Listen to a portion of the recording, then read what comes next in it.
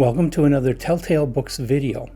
I'm Greg, and this time I'm going to continue a series I started a while ago and have sort of fallen away from doing other things that seem to be more popular with people.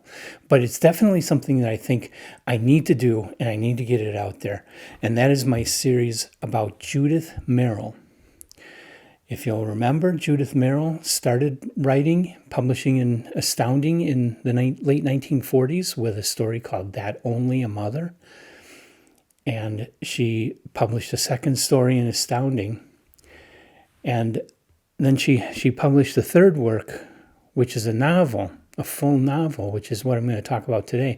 And then she did publish more stories later, but she mostly focused on editing, doing a very long running series of best of the year science fiction anthologies that made her very prominent, and she became highly respected as an editor and as a critic in the science fiction field. But her writing deserves a lot more attention than it has gotten. Much of it has been forgotten. It really shouldn't.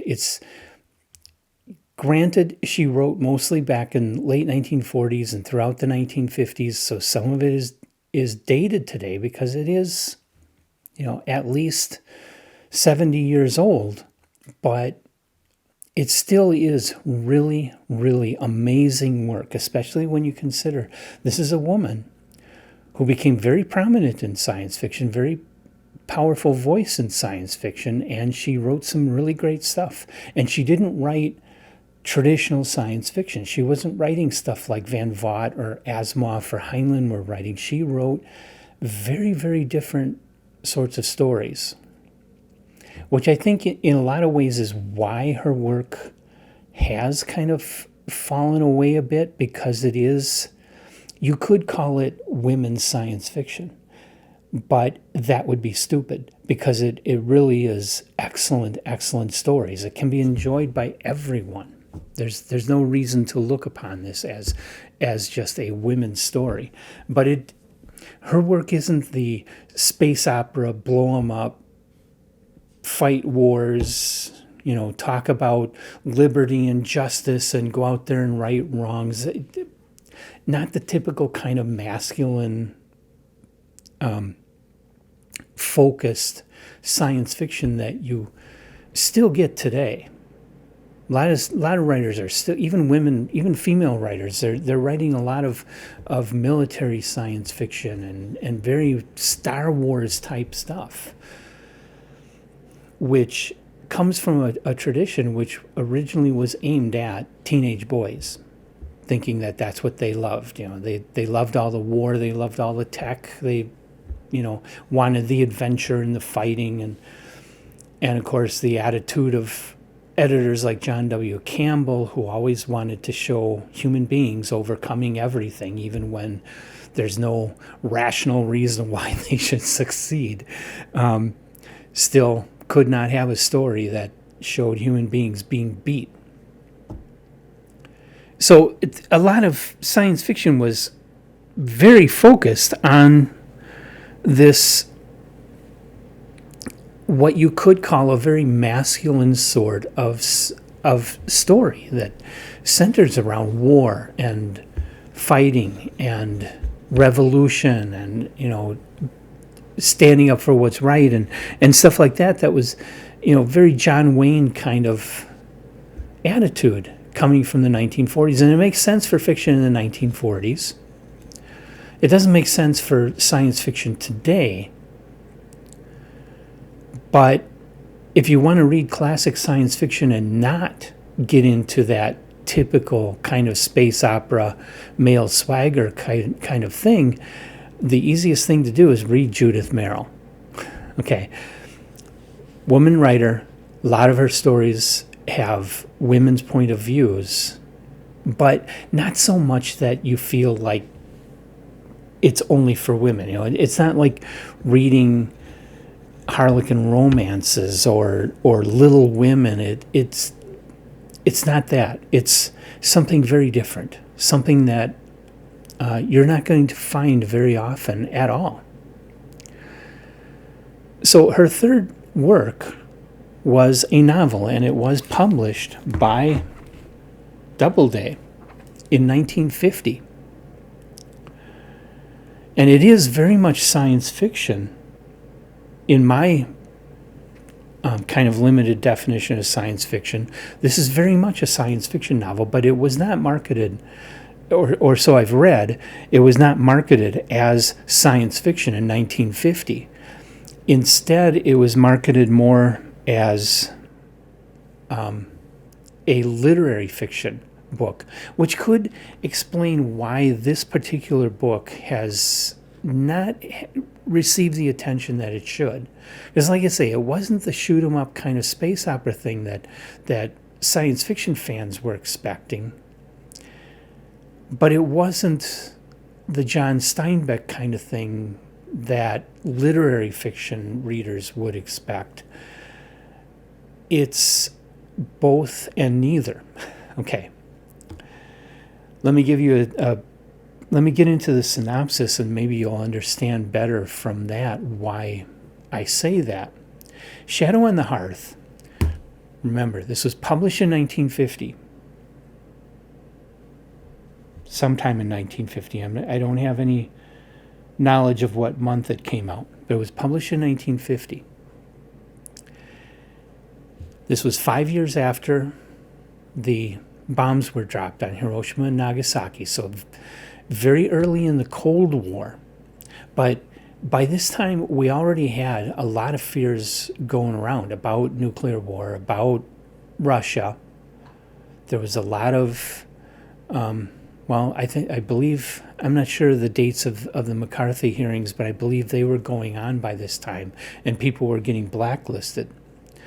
And Judith Merril, by the way, was previously a member of the Communist Party in the United States, but the Communist Party in the United States was not like communism in Russia or China.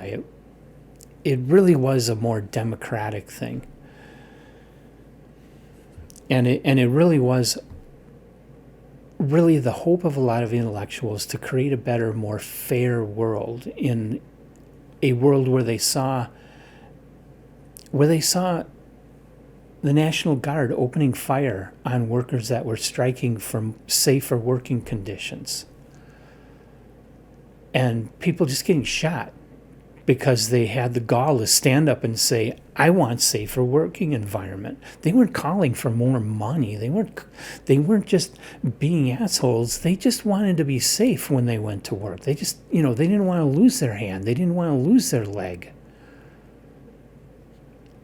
And they were fighting for these things, and fighting for a little better pay and better benefits, and a little more understanding of the fact that they have families to take care of. They weren't looking to become millionaires. They were just looking to have a relatively decent life and get along better. And they weren't having that. They had long working days, dangerous working conditions, no benefits, low pay. It was bad. And so people were fighting against that. Anyway,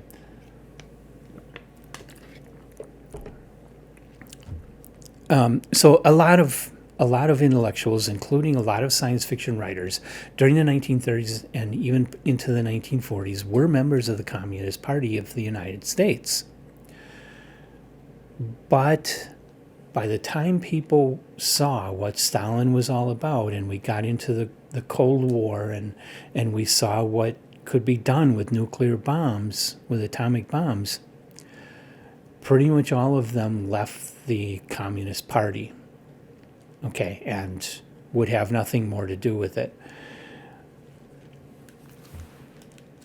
Doesn't mean that they were full-fledged card-carrying Republicans, but it did mean that they saw that communism wasn't working, and they said, well, what we were hoping for isn't happening, and so they ditched it and tried to find better things. It's understandable. I mean, everybody wants to create a better world, and if you come across something you think might get us there, you get behind it. But if that thing then proves to be just another corrupt system, then you walk away from it. And the problem was that in this country, then it was held against those people that they used to be members of the Communist Party. So that's kind of where Judith Merril was at when she wrote this book. She wrote it just to talk about to give, at the time Shadow on the Hearth was published, there were some books about atomic war being published, some science fiction stories about atomic mutations being published. We've already covered the first two stories by Poul Anderson that dealt with the theme of mutation from radiation, and Judith Merril's earlier short story, That Only a Mother, was dealing with the theme of the possibility of mutation from radiation fallout in an atomic war. So this was a big subject. It was an important subject. It was something where, for the first time, science fiction was not this wild super science that was pure fantasy. For the first time, when those atomic bombs were dropped, we all saw science fiction in action. We all saw how the application of science, how the advancement of science could result in something, well, that in that case was very terrifying, but had the power to change the whole world and change everybody's life. This was real science fiction, and we were living it. So Judith Merril wrote a book not about the politics of Cold War, not about presidents arguing with one another. It wasn't Dr. Strangelove. It wasn't On the Beach. This was a story. She chose to write a story from the standpoint of a mother living in the suburbs. Her husband is working in New York City. New York City gets bombed, as do all the other major cities in the U.S. Washington, D.C., San Francisco, Los Angeles. They're all hit with atomic bombs.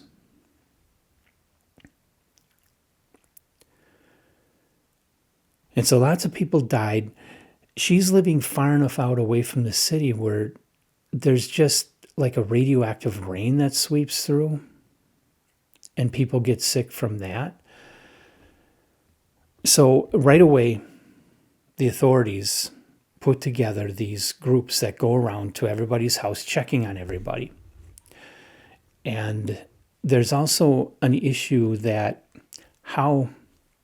at this time, how the bombs were targeted is, and they don't say who the aggressor was. They don't say it was Russia. They don't say it was China or anybody else.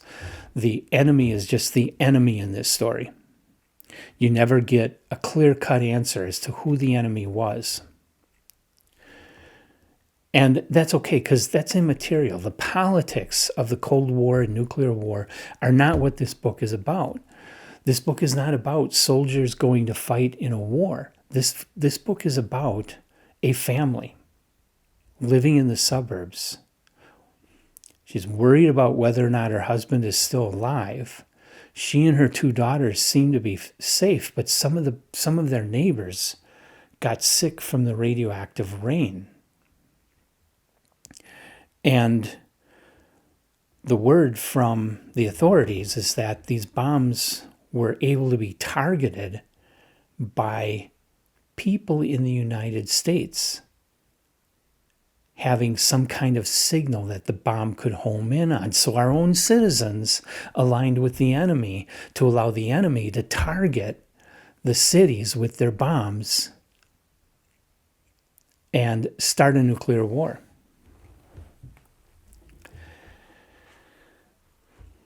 So the story starts with the bombs going off and takes you through all the steps of things that happened from there. These authorities going around in their trucks, checking on people, in some cases being rather nasty to people. The leader of the local team keeps trying to come on to this woman. This is a married woman with two daughters, and this guy's trying to come on to her because he thinks her husband is dead. So he thinks, hey, here's a widow.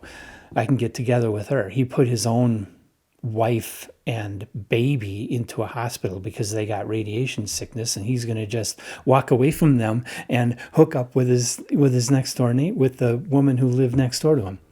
Total asswipe. And so she has to deal with him. She has to deal with illness. She has to deal with she gets a gas leak in her house, and she has to try and shut it off, and she doesn't know how. She has to deal with her kids freaking out. She has to deal with her maid being under suspicion of one of the people who allowed the bombs to be targeted. So the authorities are looking for her. One of the teachers from the local high school, a physics teacher, he had been vocal before the attack about doing something to prepare for it. So now the authorities are looking for him, thinking that he's one of, so there's all this paranoia, illness. How are we going to make it? Where are we going to get food? The gas goes out. The electricity is going to go out. They want to relocate people to camps. Is her husband still alive? She's not receiving any word about him. She's just got all this pressure and all these things pulling her in every which way, just breaking her down. And she has to try and get through all of it. And she does, with the help of people in her life. But she does soldier through it and get through it to the end of the book. I won't spoil it, but it's a relatively happy ending. But through the whole book, you're seeing all these things going on, and it's very realistically presented. And even though we know today that an all-out nuclear war would be a whole lot worse than what's described in this book, there's a whole lot more people that would die. People in the suburbs of New York City would probably die. But in 1950, we just had smaller atomic bombs. She does describe ICBMs, and I don't think ICBMs had been created yet in 1950, but of course, the possibility was there, so that wasn't a great leap of imagination. But what if in our world today, a handful of terrorists took bombs into the big cities and set them off? Small nuclear devices in our big cities and set them off. You would get essentially what happens in this book today. It would be very realistic. It would be a lot like what you read here. So the book, I don't feel, is too outdated. Some of the realities of how people lived in 1950 are outdated, like having to dial the operator to make phone calls. We don't do that anymore. We don't even dial anymore. So there are, and listening to the radio. No, hardly anybody listens to the radio anymore. It's all out on the internet or on TV. But back then, everybody did listen to the radio still. In this particular household, even though there were TVs in 1950, in this particular household, they didn't own a television. So there's some things that are very 1950s about this book. Having a maid, and yes, the maid was black, and that may be offensive to some people, but it was the reality back then that well-to-do homes in the suburbs of people who worked in Manhattan and New York City, they had money to hire maids, and the help was usually black. But what you don't see in this book, you do see some of the attitudes of 1950 in how she gets treated, but you don't see her being treated as this incapable slave. You see her treated as a real person, a real woman, somebody who has real concerns, somebody who is has the willingness to express her opinion and tell people to shut up, tell people how it is and not take anybody's crap. She's a really terrific character and a sympathetic character, even though she's under suspicion of being one of the people who helped the bomb's target. But It only shows that she had her political philosophies too. Maybe they weren't the political philosophies we would like her to have, but I mean, like I say, a lot of people were vilified for being communists, but they were communists because they wanted to make things better, not because they wanted to take over the world and enslave everybody. They were communists because they thought communism would provide us with a somewhat better world than what we had. They saw problems and they were looking for solutions. And so, yes, there really were some people who did give secrets to the Soviet Union because they thought that was important to diffusing a potentially disastrous war from happening. Not because they wanted to enslave everybody, but because they wanted to survive.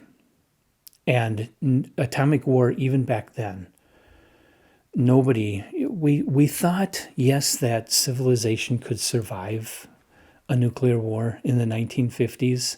We were wrong, but we thought we could, but we still knew the toll it would take, the millions and millions of people that would die, and the complete destruction of our infrastructure, the government potentially collapsing from it. We did know all that back then. Even though we thought we could get through it, we knew we would lose a lot by doing it. And so it scared the crap out of everybody. And it still should, because it's, okay, the Soviet Union fell, but, well, Putin has been throwing a lot of fancy words, a lot of strong language around, and we still have terrorists in the world. Any one of them could start a war with us. And with China is still kind of unknown. They're still allies of North Korea, and North Korea, I think they've cooled their rhetoric, but for a while there, they were threatening to blow us up, send missiles over here. So we still have those kinds of dangers in our world. It's just not the worry about the all-out destroy the world 4 times over that would have happened between the US and Soviet Union. So this book, I mean, our whole lives we've had this threat of nuclear obliteration.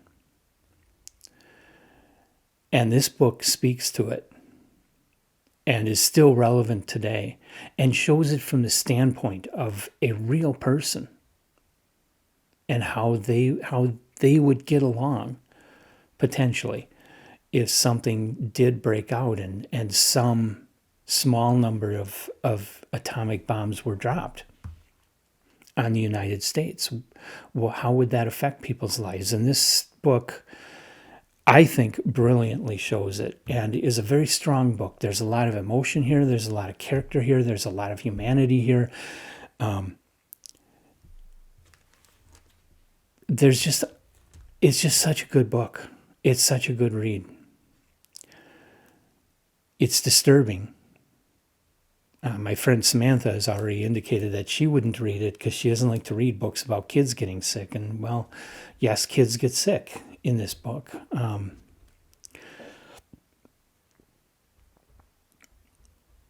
But they get through it. Some people do survive because they weren't exposed to very much. But then other people don't survive. And there's a scene where they visit a hospital to get some x-rays. And the mother is seeing the children out in the hallway. The hospital is overcrowded. The kids are just laying in the hallway on mattresses. And they're totally bandaged up. And underneath the bandages, they've got blood and other stuff oozing out.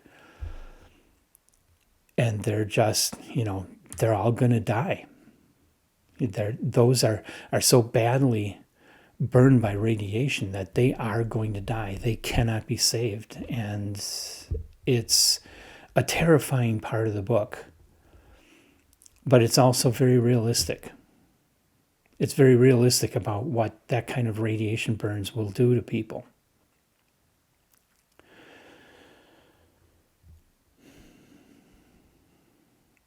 But that part of the book is very much a horror story, and very disturbing. But Judith Merril doesn't pull any punches here. She doesn't gloss things over. She doesn't make it sound happy. From what she could learn about the effects of dropping atomic bombs in 1950, from the information she had access to, this book is accurate to her understanding and does not hide the realities. And I think she does a very good job at imagining what would happen with civil defense teams going around with looting and rioting, with people out of their minds, people who are sick, people who are freaking out. I mean, I think she does a very good job of realizing the impact on the United States if a few atomic bombs went off in the major cities. How that would affect people, how people would react, how the government would try to gather together for it. Why is this book not better known? It was lauded by a lot of science fiction reviewers in 1950. This, by the way, is a first edition copy, hardcover, of Shadows of the Hearth. Shadow on the Hearth. I keep getting that title wrong. This is a first edition copy. I got it pretty cheap. I picked it up pretty cheap, and it's in great shape. Little bit of tearing to the top of the dust jacket, but otherwise it's in amazing condition. And I got it for less than I would pay for a brand new hardcover today. Why is this book not considered, if not a great American novel, at least a great science fiction novel, at least a science fiction classic? It deserves to be better known. Like I say, it's not space opera. It's not shoot 'em up. It's, you don't get detailed descriptions of soldiers going into battle against, with nuclear weapons and ray guns and all kinds of super science. And you don't have a steel-jawed hero saving the day. You have real people dealing with real problems, like developing a gas leak in their basement and almost killing them from asphyxiation from the gas. You have real everyday problems like that. Real problems with how are you going to get food once evacuations begin and things start shutting down? What happens when the water gets shut off? Is the water even safe to drink, or is it contaminated? That's the kind of issues you deal with. Issues that would be real in this situation if it really happened, and it could still potentially happen to us. Which, this is the kind of story, it's science fiction because it deals with how science impacts people's lives, how science changes people's lives and how people deal with it.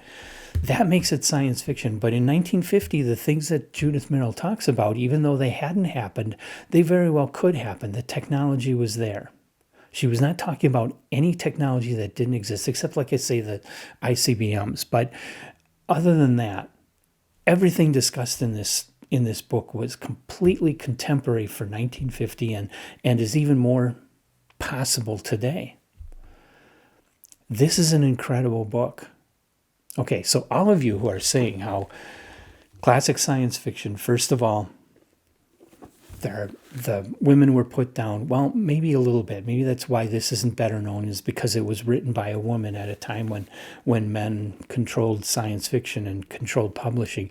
But it is a book written by a woman. She did become prominent in the science fiction field for her activities in editing and anthologies and writing.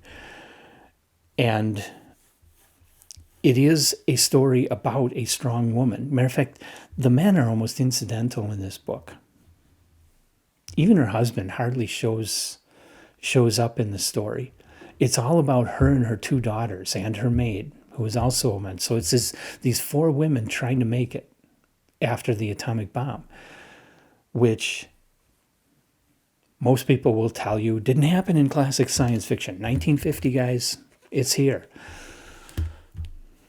Strong woman character, a book about women written by a woman in 1950. Strong characters in this book. This is not a cliche book in any way. You got strong characters, you got strong writing. This is classic science fiction, and it goes against everything that people will typically say about classic science fiction on YouTube these days. My contention is that if you think classic science fiction isn't very good, it's because you're not reading the right classic books. It's because you're ignoring this book. All of you that want, feminist science fiction from the past, this is it. Here it is. It's available. Go out and buy it. It's currently available, currently in print from Nesfa Press. There's a book. It's 3 novels. It's actually an omnibus. It's 3 novels. 2 of them are books that Judith Merril wrote with C.M. Kornbluth, and then there's Shadow on the Hearth in the same book. Currently in print. You can go on Nesfa Press's website and buy it and read Shadow on the Hearth. It's a truly great science fiction novel, and this is definitely a top tale. I wasn't thinking I was going to like it quite that much, but now I've read it and it blew my mind. Okay, this is what we're all looking for. This is what we read science fiction for. This is what we want. And here it is. So, have you read Shadow on the Hearth or anything else by Judith Merril? Feel free to leave your comments about what you thought about Shadow on the Hearth or other works by Judith Merril, or the whole topic of classic science fiction. The fact that I keep coming across these stories that disprove what everybody's saying about classic science fiction. What's your take on that? And hit the like button, I hope, if you like this video. Hit the subscribe button if you like what I do overall. And come on back, I've got a lot more Judith Merril. She didn't write a huge amount, but I'm going to cover all of her work. And all the other authors. I've got a huge list of other authors that I'm covering. And I hope you'll come back for all of it as I work my way slowly through their bibliographies. And I'll keep doing these.